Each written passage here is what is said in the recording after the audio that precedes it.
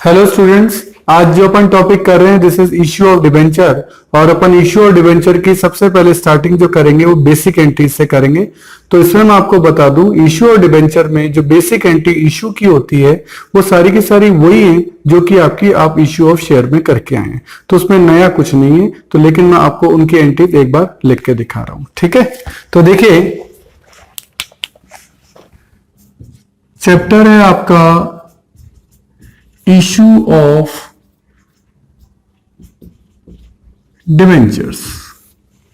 तो सबसे पहले इसकी बेसिक एंट्रीज जो हैं वो अपन देख रहे हैं। देखिए इसमें भी आपकी जो इशू की एंट्रीज होंगी उसमें वही 4 स्टेप है, application, allotment, first call and final call. तो वही एंट्रीज होनी है। जैसे जब इशू होगा तो एप्लीकेशन मनी आएगी तो एंट्री क्या होगी, bank account debit to debenture application account. डिबेंचर के आगे परसेंटेज भी लगता है, ये प्रीफिक्स रेट होती है जो इंटरेस्ट की रेट होती है। 5, 6, 7, 8, 9, 10 कोई भी परसेंटेज हो सकती है, वो क्वेश्चन में आपको गिवन होगी। देन एप्लीकेशन जो मनी आई है वो ट्रांसफर हो जाएगी, debenture application account debit to, पहले होता था शेयर कैपिटल, पर शेयर कैपिटल यहां ले सकते हैं, डिबेंचर है और डिबेंचर के साथ कैपिटल नहीं लिखते, केवल डिबेंचर ही लिखते हैं। तो एंट्री क्या बनी, debenture application account debit to debenture. सही है। इसमें समझने की बात यह है कि यहां डिबेंचर जो हमारी लायबिलिटी है ना, और लायबिलिटी हमेशा क्या होती है, क्रेडिट होती है। तो इस पूरे चैप्टर में आप देखेंगे डिबेंचर डेबिट कभी नहीं होगा, डिबेंचर हमेशा क्रेडिट ही होगा। सही है। इश्यू और डिबेंचर में डिबेंचर कभी भी डेबिट नहीं होगा, क्रेडिट ही होगा, क्योंकि हमारी लायबिलिटी का क्रिएशन हो रहा है। तो ये पहली जो एंट्रीज हो गई। उसके बाद आएगा अलॉटमेंट। अलॉटमेंट की एंट्री पहले हम करते थे शेयर अलॉटमेंट अकाउंट डेबिट, अब शेयर की जगह क्या आ जाएगा, डिबेंचर। तो एंट्री क्या होगी, debenture allotment account debit to debenture account. सही है, ये आपकी एंट्री हो जाएगी। नाउ अलॉटमेंट रिसीव होगा, जब आप अलॉटमेंट रिसीव करेंगे तो एंट्री होगी बैंक अकाउंट डेबिट टू, पहले होता था शेयर अलॉटमेंट, अब क्या हो जाएगा, टू डिबेंचर अलॉटमेंट अकाउंट। जिस डिबेंचर अलॉटमेंट को आपने पहले डेबिट किया था, आप उसी को क्या कर रहे हैं, क्रेडिट कर रहे हैं। इससे डिबेंचर अलॉटमेंट अकाउंट जो है वो आपका क्लोज हो जाएगा। सही है। तो ये 4 एंट्रीज हो गई। आगे चलें। अलॉटमेंट के बाद आता है फर्स्ट कॉल। तो debenture first call account debit to debenture account, ये आपने फर्स्ट कॉल ड्यू कर ली। अब फर्स्ट कॉल रिसीव होगी, एंट्री होगी bank account debit to debenture first call. सही है। पहले होती थी शेयर फर्स्ट कॉल अकाउंट, अब डिबेंचर फर्स्ट कॉल हो गई। यहां फर्स्ट कॉल को डेबिट किया, यहां फर्स्ट कॉल को क्रेडिट कर दिया, तो अकाउंट अपने आप क्लोज हो गया। नाउ लास्ट आता है आपका सेकंड कॉल। तो debenture second call account debit to debenture account, ये सेकंड कॉल को ड्यू करने की, और देन रिसीव करने की एंट्री हो जाएगी bank account debit to debenture second call account. तो देखिए इन एंट्रीज में समझने की बात आपकी यही है कि सारी की सारी इश्यू और डिबेंचर से ही इंस्पायर्ड एंट्रीज हैं।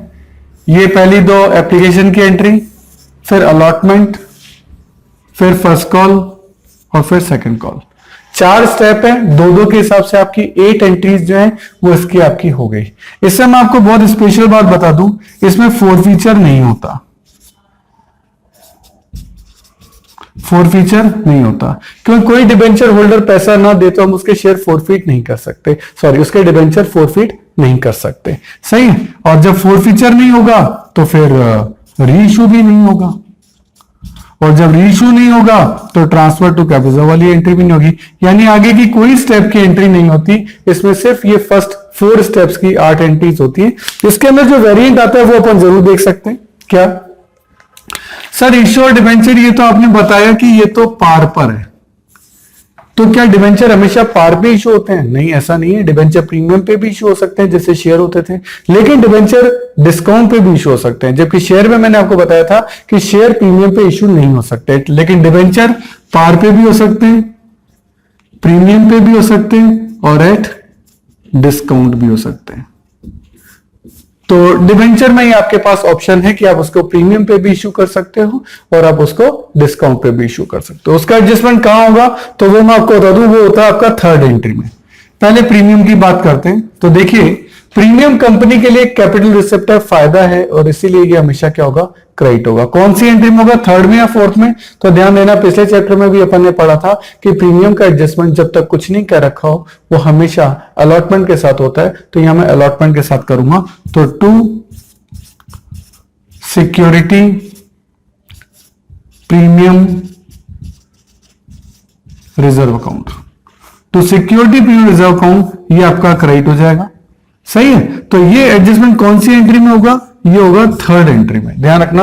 और बाकी तो जब अलॉटमेंट आप रिसीव करेंगे तो वो सेम एंट्री होनी है। अलॉटमेंट जितने से डेबिट हुआ है उतने से क्रेडिट होगा, उसमें प्रीमियम का जो अमाउंट होगा वो ऑलरेडी इंक्लूडेड होगा, उसमें नया कुछ भी नहीं आना है। सही है। तो बस याद करने की बात यह है कि सिक्योरिटी प्रीमियम अकाउंट यहां क्या होगा, क्रेडिट होगा। एक वेरिएंट तो ये हो सकता है।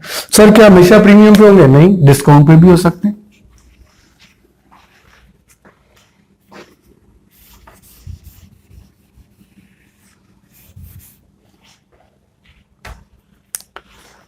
तो जब डिवेंचर डिस्काउंट पे इश्यू होते हैं तो डिस्काउंट जो है वो कंपनी के लिए लॉस होता है, उसको क्या किया जाता है, डेबिट किया जाता है। तो debenture allotment account debit, adjustment third entry में ही करना है। Discount on issue of debenture account debit to debenture account. सही है। तो क्योंकि डिस्काउंट आपके लिए लॉस है, लॉस हमेशा डेबिट होता है, तो इसीलिए डिस्काउंट क्या होगा, डेबिट। एडजस्टमेंट थर्ड एंट्री में ही होगा और बाकी अलॉटमेंट जितने से डेबिट हुआ है उतने से क्रेडिट होगा। इसलिए इस बार डिस्काउंट का असर अलॉटमेंट पे नहीं पड़ेगा, क्योंकि हम तो जितने के अलॉटमेंट डेबिट किए उतने को अपन क्या कर रहे हैं, क्रेडिट कर रहे हैं, ऐसा अपन कर रहे हैं। तो इस तरह से डिवेंचर डिस्काउंट पे भी हो सकता है इश्यू और प्रीमियम पे भी हो सकता है। फोर्थ फीचर इसमें होगा नहीं, दैट्स व्हाई आगे की कोई स्टेप है नहीं।